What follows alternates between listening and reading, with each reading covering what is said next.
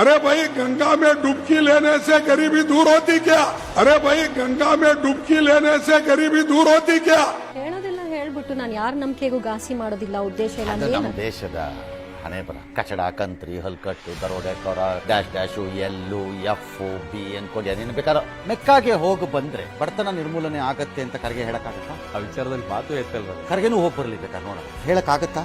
ವ್ಯಾಟಿಕನ್ಗೆ ಹೋಗ್ಬಿಟ್ಟು ಪೋಪ್ಗೊಂದು ನಮಸ್ಕಾರ ಮಾಡ್ಬಿಟ್ಟು ಬಂದ್ಬಿಟ್ರೆ ಬಡತನ ಎಲ್ಲ ಕ್ರಿಶ್ಚಿಯನ್ರಲ್ಲಿ ಹಂಗೆ ಮಂಗ ಮಾಯ ಆಗ್ಬಿಡುತ್ತೆ ಅಂತ ಸೋನಿಯಾ ಗಾಂಧಿ ಹೇಳಕ್ಕಾಗತ್ತಾ?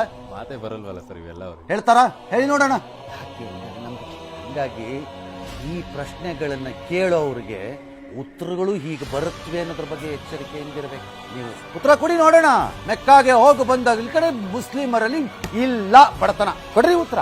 मोदी जी और शाह मिलके इतना पाप किए हैं, वो 7 जन्म क्या 100 जन्म में भी स्वर्ग में नहीं जा सकते. ಈ ಅಮಿತ್ ಶಾ ಮತ್ತು ಮೋದಿ ಮಾಡಿರೋಷ್ಟು ಪಾಪ ಇಲ್ಲೂ ತೊಳ್ಕೊಂಡ್ರೆ ಆಗಲ್ಲ ಅಂತ. ಪಾಪ ಅಯ್ಯೋ ನೀವು ಪಾಪ ಯಾರು ಕಾಂಗ್ರೆಸ್ನವರು. ಯಾಕೆಂದ್ರೆ 25 ವರ್ಷದಿಂದ ಅವ್ರು ಮಾಡಿರೋ ಪಾಪಕ್ಕೆ ಅಧಿಕಾರದಲ್ಲಿದ್ದಾರೆ. ನೀವೆಲ್ಲಿದ್ದೀರಿ? ಅಂಡರ್ ಡೆಮಾಕ್ರಸಿ ಪಾಪ ಎಲ್ರಿ ಬರುತ್ತೆ? ಅವರಂತ ಪುಣ್ಯಮಂತ್ರಿ ಪ್ರಪಂಚದಲ್ಲಿದ್ದಾರೇನ್ರಿ? ತಕ ಪಕ ಅಂತ ಲಗ ಹೊಡಿತೀರಿ ಅಧಿಕಾರಕ್ಕೆ. 25 ವರ್ಷದಿಂದ ಅಧಿಕಾರದಲ್ಲಿದ್ದಾರಪ್ಪ. ಗುಜರಾತ್ ಆಯ್ತು, ಅವ್ರು ಏನ್ರಿ ಪಾಪ ಮಾಡಿದ್ದಾರೆ?